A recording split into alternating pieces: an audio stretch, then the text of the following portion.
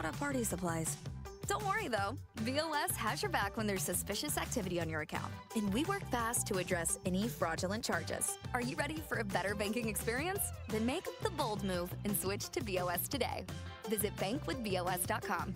Member FDIC. This is the Verizon Extra Innings Show. Verizon, the most reliable 5G in St. Louis. Well, here's Alec Burleson. He is 2 hits tonight. Ground ball to second. Jimenez down to one knee. Throws out Burleson, and this ball game has come to an end. For the second straight game, the Cardinals have come up a run short. 10-9 the final. Yeah, it's a frustrating loss. You look at the positives of the game in the sense that they once again come back. They get the Toronto closer into the game in the ninth inning. That could pay out some dividends yesterday. You love the fact that the Cardinals went out offensively and have a really good day with the 9 runs on 12 hits. All that's good. What's not good is they gave up 10 runs on 16 hits. They allowed Toronto to have some innings where it felt like the Cardinals were getting back into it, and then all of a sudden Toronto would score some runs. The pitching today, it just was not overly fantastic. Miles Michaelis giving up the 6 runs in 5 innings, and the Cardinals end up losing this one today by a 10-9 score. Welcome in. This is the Extra Innings Show right here on KMOX. My name is Matt Pauley. Lots of ways to get connected with the program. You can call or text 314-436-7900, 314-436-7900. You can tweet at me, at Matt Pauley on air, MattPauley on air, or you can leave a comment on the video. The streaming video that we have going, whether you're watching on Facebook, Twitter, or YouTube. If you are indeed watching us, you can leave a comment in the chat, and we'll take a look at those as we go along. I want to start with this real quick, just out of the gates, because I've seen some comments come in, whether it's on our texting or on social media.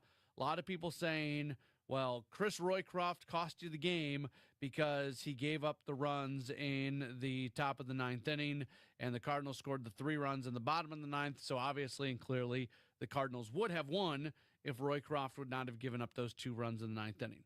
I'm not giving Roycroft a pass here. He did not pitch well, and he's got to pitch better than that. And in that situation where you just got back within 2 runs and it feels like you have a little bit of momentum and you've got the guys that you want coming up in the bottom of the 9th inning, that's not the time to give up 2 runs. So not a pass for Roycroft, but I would also contend that saying that Roycroft cost you the game or making the assumption that the Cardinals would have scored those 3 runs in the bottom of the 9th inning, whether or not that top of the 9th inning happened, is a very flawed premise, because Hoffman would have been in the game, and there's no way to predict what would have happened in that bottom of the 9th inning, because it would have been a different pitcher out there. And I know Hoffman's the guy who gives up the home run. I'm not running away from that, but all I'm simply stating is when you don't know how it's going to actually play out there in the bottom of the 9th inning when you've got a different pitcher starting there. All right, let's start grabbing some phone calls, I believe. We have John, who has given us a call. Hey, John, you're on the Extra Innings Show. Thanks, man. I appreciate it. I think there's one person that cost us the game tonight, and that is Marmol. I know I've called him before, Matt, and we disagree on this point. But in the top of the 5th inning, when the score is tied 4-4, they came back valiantly to tie the score 4-4. Then Michaelis has men on base, first and second, nobody out, and he leaves him in the game. At that point, that's when you bring in your reliever. And I know you talked about how many straight games we have to play in June, and you have to parcel out your relief pitching, but you have to manage the game. I think he's a great cheerleader, okay? I don't think he's a good leader. I think he actually gets in the way of his ball players. I really do. And I heard Mozeliak make the comment, I think it was on Sunday, that he's learning on the job. I I'm sorry. This is the professionals, okay? You learn on the job in the minors. You come to the majors with a record, neither of which did this man have. Doesn't every major league manager at some point have to be a first-time major league manager? Yeah, but he's proven himself in the minor leagues. But let's not get off the point, Matt. Okay. In the fifth inning, he should have brought in a reliever. He blew it. Those are the 2 runs that hurt the Cardinals. It wasn't the runs in the ninth inning. And then by the same token, look at this. They're down what? They're up. They're up 4 runs in the ninth inning. And this manager says, I'm going to snuff this out. I'm going to bring in my closer. That's what he thinks. That's No, his he line of didn't. thinking. No, he didn't. He didn't bring in the closer. Well, I guess you're right. He brought in the closer once it became a save situation. Either way, Matt, they're down 4 runs, and this man doesn't want to lose the game. So he brings in his closer. Yeah, that's Marmol, with the game on the line, men on first and second with nobody out, he does nothing. He just sacrifices. He sacrificed Mikolas. He literally sacrificed that man. And we give up the 2 runs, and we're down again. How many times, don't you think this is demoralizing to other players? How many times can they come back and fight and fight and fight to be blown, literally blown, because of ill judgment? That he gets in the way of his own players. If there's anybody else out there, that knows how to lead a team rather than cheering on a team, okay? So you give him no credit for the fact that the Cardinals are exceeding expectations more than any other team in Major League Baseball right now? Not really. What in managing a game? How many games do you think he's managed that has made a difference? Okay, first off, it's a lot more than the end, and I'm not being dismissive of his in-game decisions, but if you understand a manager's job, the stuff that he does during the day, the culture, all that sort of stuff is exponentially more important than a decision here and a decision there. I'm fine with the decisions he makes, but it's the stuff that he does in the afternoon and going into the night that is just as important, if not more important, than the other things, the stuff that people don't see. So that would be my first response. I would also remind you, there's been 2 times in the last month where the Cardinals had a starting pitcher go out, struggle a little bit, and then they got back in it, either tying or taking the lead. The starting pitcher went out again, gave up a couple more runs, and eventually they came back and they won the game. Miles Mikolas has been really good. I don't think he was very good today, but I do not have a problem with him coming back out for that 5th inning. I don't have a problem either. But when you get men on first and second and nobody out, you have to pull him. He's whipped. He's done. He's gassed. Okay, so let's go through the inning. You tell me. All right, we're gonna go through this 4th inning. The 5th inning, real quick. So Clase gets a base hit and single, and Bichette gets a single. That's the moment that he's out of there before the Barger double happens. So you let him face the first 2 guys, and then he's done. I take my chances with him, Matt, to start the inning. No, but once I see that he's I'm trying to go through. No, I'm trying to go through the decision making here because I just want to figure out. Okay, go ahead. I'm trying to implement a decision, Matt, that after you get 2 men on and nobody out, pull them. You realize it takes time to get a pitcher warm, right? Well, you send the catcher out there, okay, waste some time. You send the pitching coach out there, you waste some time, and then you're bringing the reliever. I think you're... This guy is... I'm sorry.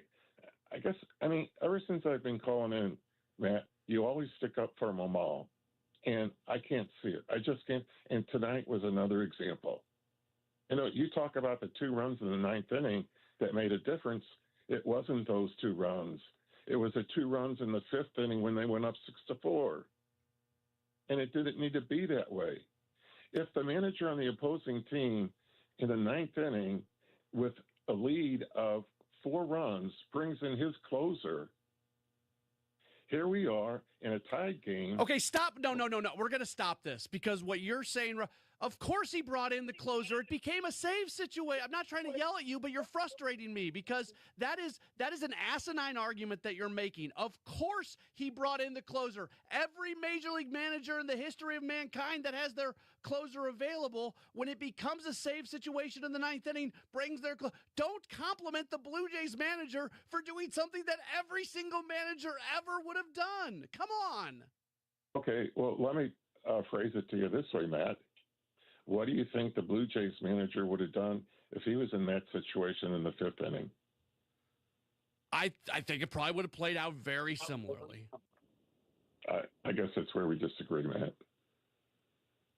You know, again, and look, I'm not trying to like yell at you. I think the logistics of that situation where he gives up the base hit, even if you get somebody up to start warming right then after he gives up the leadoff single in the 5th inning, he only threw 2 pitches to the next guy. I think you're overstating the ability, especially in the pitch clock era, to have a pitcher up, and you're not going to probably have a pitcher warming up after 1 single. Like, it's an unfortunate situation that he gave it up in the 5th inning, but especially in this month where you've got so many days in a row, you're going to destroy your bullpen if you're too quick on the trigger.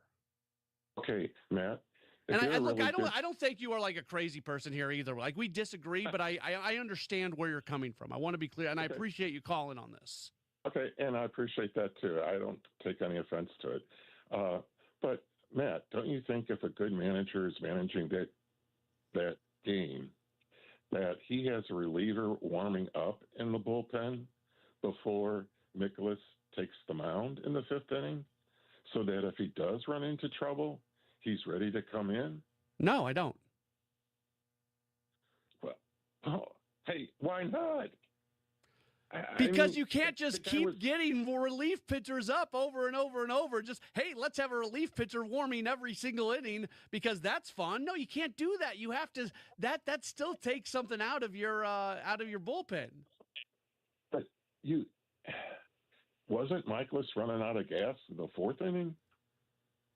I mean, he gave up a run in the 4th. I don't know if I would say he was running out of gas there. To your credit. He gave up 3 hits in the 4th inning, got a double play ball to get out of it. Like, I'll defer to you on that one on the 4th. Okay. I just don't think he's in tune. Like I said, he likes his ball players, and they probably like him, no doubt. But he's more of a cheerleader. I mean, Tony La Russa, I wasn't a big fan of his. His way. I mean, it was either his way or the highway. But, boy, did he lead that team. I don't see the same leadership. That's my point, Matt. And okay, I'm going to let you go on this one. Hopefully you call back and we can have further conversation, but we got to get to some other things. But you're jumping around a little bit. Like, you say you don't see the leadership. How would you see the leadership? You're talking about, like, strategic moves that he's making, and then you're jumping into leadership. I don't think anybody sees leadership. Like, it's what's going on behind closed doors. I think Oliver Marmol is a really, really strong leader, but that's based off what I'm seeing just talking to people. I think it's very hard for somebody to say, oh, I hear all the time, Oliver Marmol's not a leader of men. And it's like, come on, like, nobody really knows that. Okay, Matt, I guess we'll continue to disagree. All right. Appreciate the phone call. 314-436-7900, 314-436-7900. That's how you call. That's how you text. You can tweet at me, at Matt Pauley on air. You know what? Let's listen into Brendan Donovan. He spoke. We heard about his toe issue, and he was evidently in a lot of pain. This is what he said tonight inside of the Cardinals clubhouse. Yeah, just on my left foot, so that's kind of the side that I rotate off of. Just like kind of the joint, like down in my like top of my foot, like bottom of my big toe. So kind of use that for everything. And it was just getting grumpy to the point where I just felt like I was kind of swinging on, try to finish out the game, but we just thought it'd probably be a good idea to kind of get off of that foot. I just got some treatment done and kind of reevaluate it from there. How long has it been lingering? How long has it been going on for? It just started today. Oh, okay. I was running around in the outfield, and it just started bugging me, and then it kind of just got progressively worse, and then just started. It just got real grumpy at me. Do you think that's one of those like repeated use type things, or did you do anything specifically to it? Or? Yeah, I mean, we're on our feet so much. I think it was just there wasn't one instance where I felt it. I think it was just kind of accumulated over time, and unfortunately, it just kind of got to the point where it was. And it's on my left foot, so kind of that foot that I tend to rotate off of. I think that's just kind of what led to me coming out of the game. Is the next step just treatment and come back in tomorrow and just kind of see where you're at? Yeah, just kind of sleep on it and reevaluate it tomorrow and then go from there. I don't know a whole lot about toes, but I don't think it's that bad. I mean, I know your feet, you're always in dirt and grass and running in cleats, so I mean, I think it's just kind of one of those things. Donnie, how much do you marvel at your teammates in the lineup? How you guys are never out of a game, like you're always putting pressure on the other team, it seems like. Yeah, I mean, that 4 spot.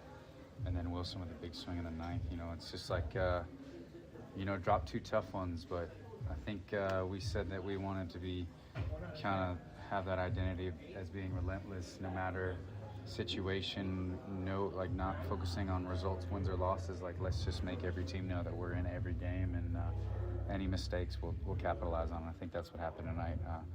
So now we just show up tomorrow and be ready to go. The fact that the Toronto offense is so contact heavy and kind of comes in waves the way that it does, is that a good test of that for you all to be able to fire back after those innings? Yeah, I think so. I mean, I think you guys can probably attest to this. You see something new in every game. So they answered back on us a couple times tonight.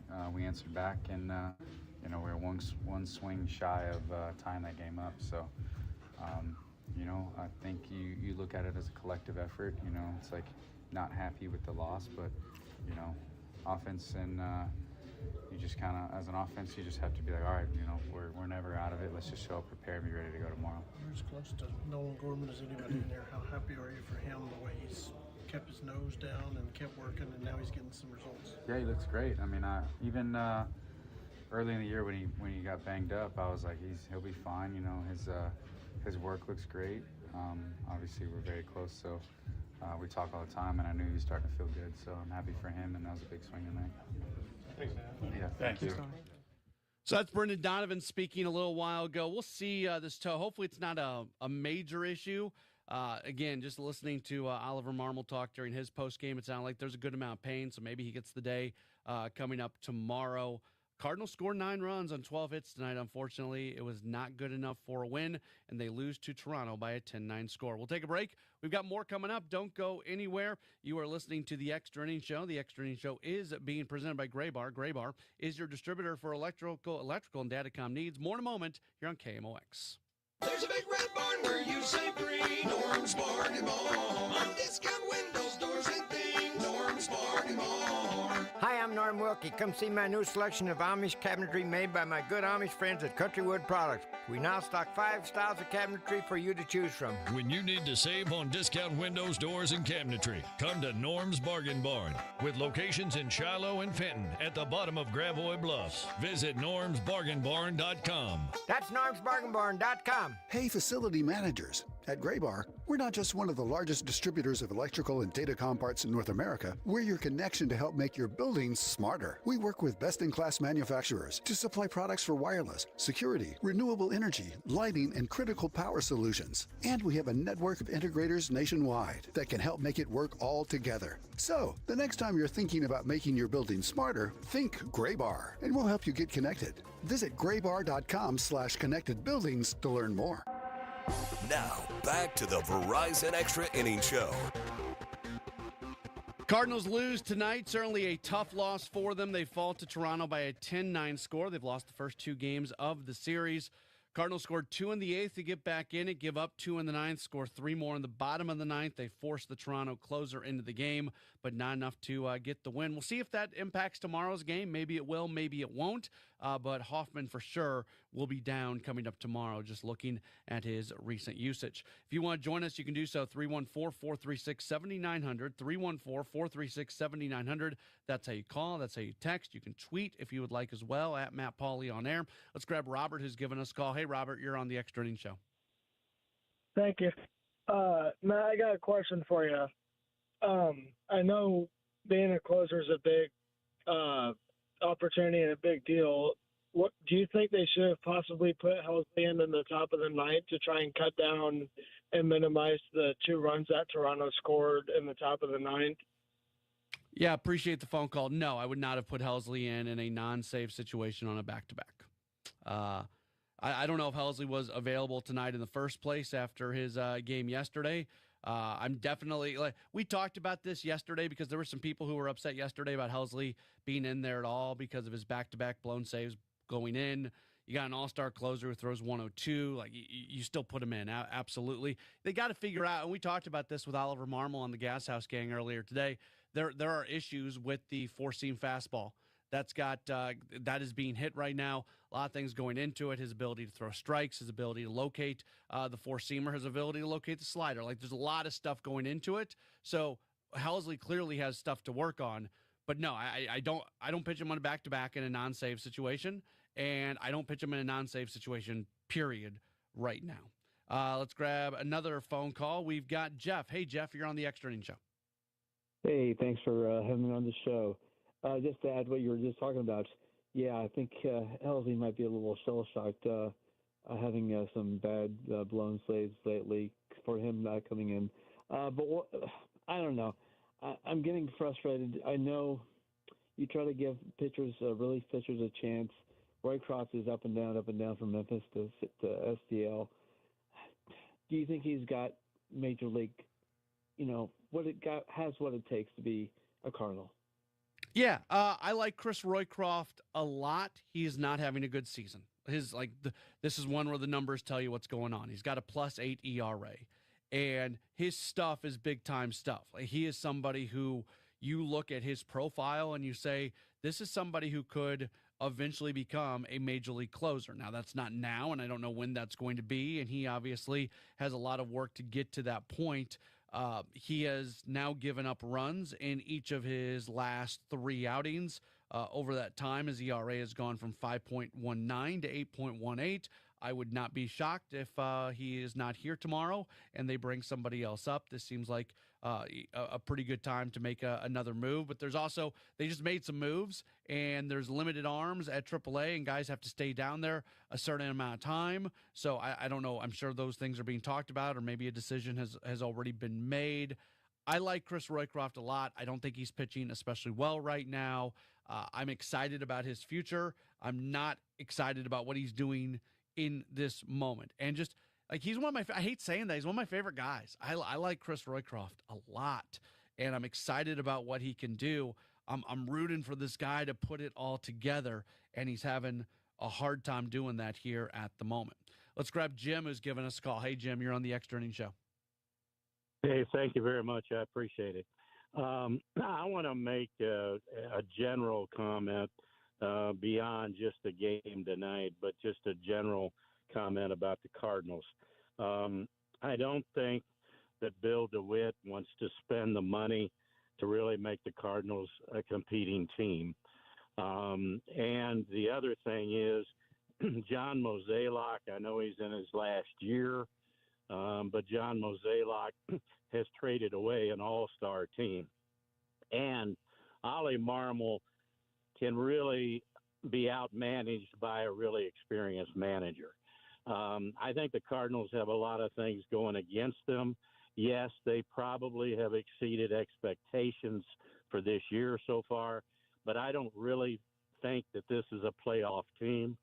I don't think that the Cardinals really are that committed to making them a winning team, because if they did, they'd be willing to spend more money. And if you buy a ball club like DeWitt did, you have to be willing to spend money to make your team competitive. Why would you buy a ball club and then not spend any money to make them competitive?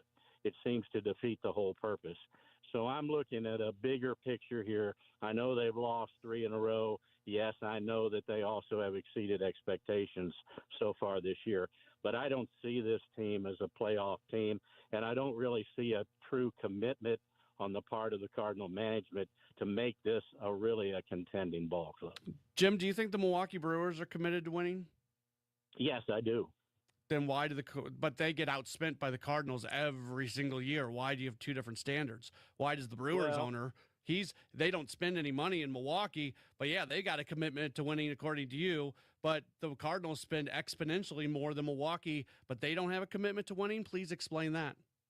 Well, I think you have to you can look at the farm system, you can look at a lot of just general factors, but I just think that Milwaukee has a greater commitment to winning. It's not always just the money itself, although I do think that you have to spend an X amount of dollars to be competitive, especially. You mean like the fact that the Cardinals this offseason have completely redone their development system, and they have hired staff member after staff member after staff member, and they're completely redoing the minor league complex, and they're putting all kinds of technology in, and they're spending millions of dollars to make sure that the farm system can once again produce players at the highest level like it used to be? You mean doing something like that? Well, I'm talking about at the major league level. All they did in the off. Oh, but no. You just told me that the Milwaukee Brewers have a commitment to winning because of what they do in drafting and developing in the minor leagues, and then I tell you what the Cardinals are doing, and you go, oh, no, it's about the major leagues. You're talking out both sides of your mouth, Jim. Well, it's both ends of it, okay? But I also look at what the Cardinals did in the off season. They spent $2 million for Phil Maton for 1 year. I mean, that's all they did in the off season to improve. Okay, his name's Phil Maton, and they said from the beginning that this was going to be a year where they were going to focus on figuring out what they had in some of these young guys on the roster who, by the way, are doing one hell of a job, and that they were going to be able to go out and work on getting the player development system where they need it to be. That was a stated goal. Well, are you mad at them for last year going out and spending $22 million on a 4 and a 5 starter and Kyle Gibson and Lance Lynn? Well, I just don't see, in my opinion, and I've been a Cardinal fan for a long time, I just don't see a true commitment on the part of this ball club in terms of management to really make them a real contender at the major league level. I just don't. I'm sorry. I mean, I don't see that. I don't see the commitment. You realize the DeWitts have owned the team since the mid-'90s, and the team has had one of the most spectacular runs. They're in a cyclical downturn that happens to every team in Major League Baseball. The Dodgers weren't very good 10 years ago. Like, this just happens. Well, you can defend the Cardinals, and you're paid to help defend the Cardinals. No, I am not. Go. I hate that. This is how you get under my nerves. When you tell me that I'm a homer, when you tell me that I'm carrying water for the team. I'm not an employee of the team, by the way. I'm an employee of KMOX Radio. When you know what I know? I know I've won the argument when somebody does that. That's what I know. I know that I have won the argument when somebody goes, you're just paid to say nice things about the team. The moment somebody drops that, that's the moment that I know that I've won. Because if you've ever listened to me, you know that I have no problem being critical of what's going on. I have no problem being critical. I was just critical of the moves that were made last year to go out and get Kyle Gibson and Lance Lynn.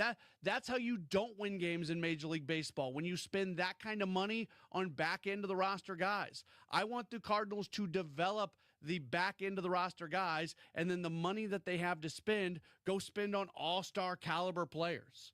That's what I want to see them do. The Cardinals lost their way in terms of developing high-end players. They are trying to fix that. How did we get down this path tonight?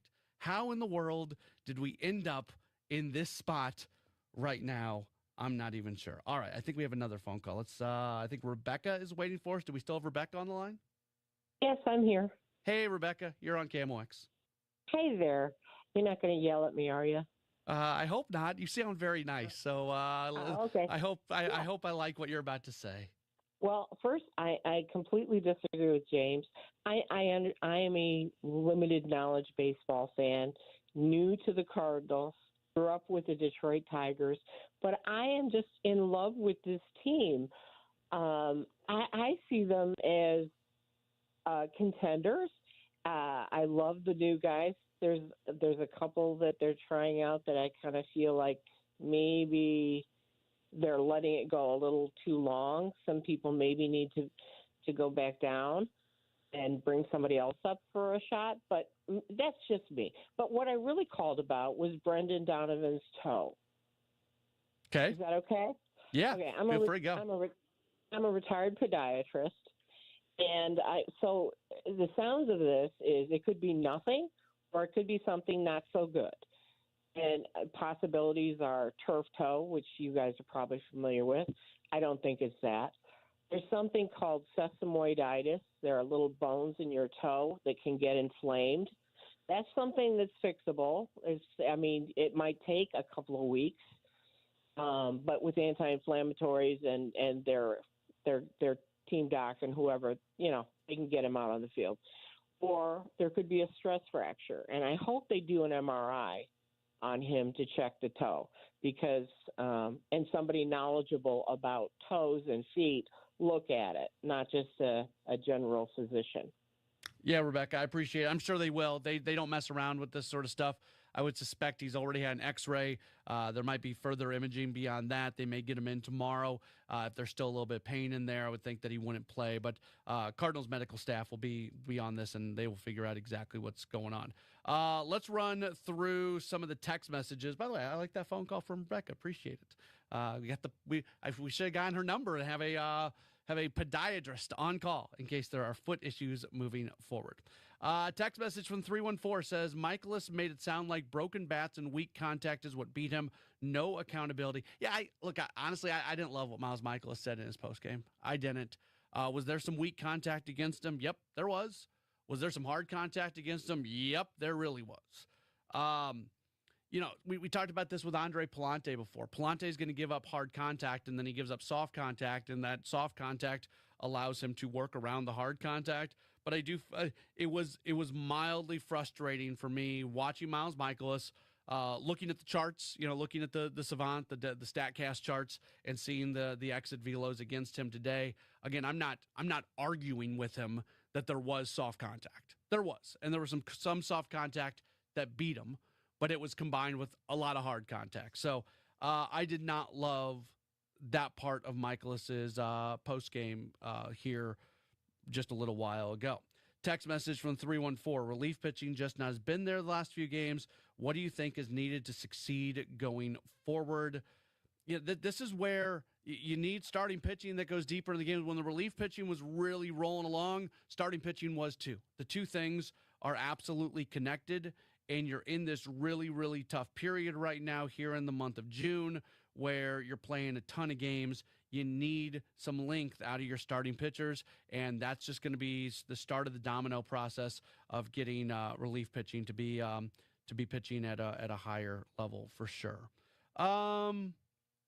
Let's see. So from the 314, it says, the longer we stay on top, the bigger the target will be on our back. 2006 and 2011, we were huge underdog teams. Other teams want what we had and thrived when the target is off of our back. I don't think this team is a World Series contender, but I think they're a playoff contender. So that's why I get a little bit uncomfortable when we start talking about 2006 and 2011 and things like that, because this is, I still think you look at some of the upper echelon teams in the National League, and look, I realize that they just took 2 out of 3 from the Dodgers, and the Dodgers are probably going to win the World Series. They're the best team in baseball. They've got the best odds to win the World Series.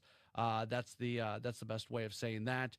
But also, playoff baseball is different. This pitching staff is not built for the playoffs.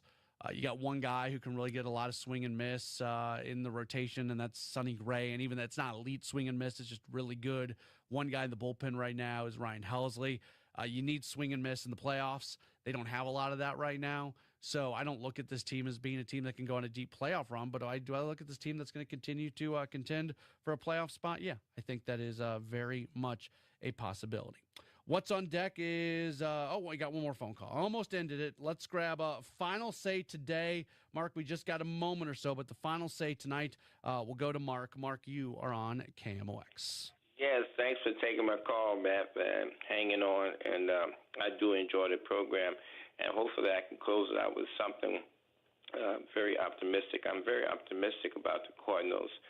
This is a young team, but a very resilient team. And the one thing that really stood out for me tonight is that we know where the weakness is on the Cardinals. It's in the bullpen. It's in the bullpen. And the bullpen needs to be shored up. So I'm anxious to see when the trade deadline, just say the Cardinals stay about where they are. They're in the thick of the race in terms of getting in the playoff. I think they can because they've showed that they can play with the best of teams. When you defeat the world champions in a 3-game series and you show that you're competitive like they are, they need to have pitchers that can keep the game close because they're so resilient in coming back. And more and more is learning as a manager that gut feeling that those legendary managers had in terms of when to pull the pitcher, when to start up a relief pitcher, and they already have their mind made up.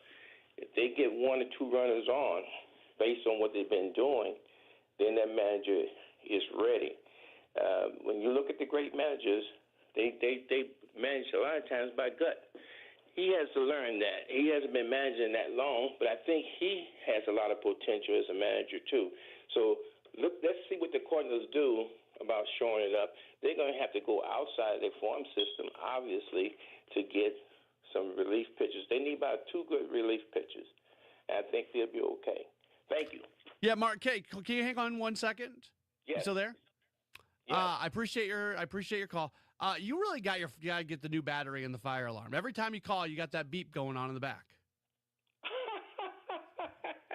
Oh, okay. I'm just telling you, man. You got a fire alarm that's going. You really got to get that. I'm worried for your safety. You got to have a working fire alarm. Actually, Matt, it works really good because if a strong wind comes along, it goes off. Okay, fair enough.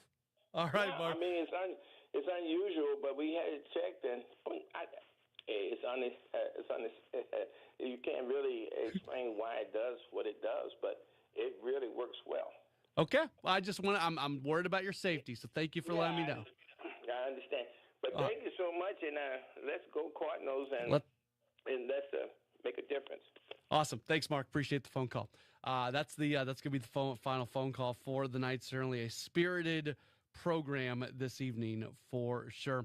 What's on Deck presented by Chesterfield Fence and Deck, the sign you have the very best. They wrap up the series against the Blue Jays tomorrow. Matthew Liberatore on the mound, 3-5, 3.82 ERA. Lots of eyes on him. Has struggled his last 2 starts. Came out early his last time. Just was not all synced up. We'll see what happens with him. Eric Lauer is going to make the start for the Blue Jays. 1:15 first pitch. Our coverage at 12:20. Thanks to everybody who was tuned in tonight. I didn't get to all the messages, lots of texts, lots of comments, didn't get to all of them. We had a lot of people chiming in on this one today. Certainly appreciate it. We'll do it again tomorrow right here on KMOX. This is Tom Ackerman, like an MVP.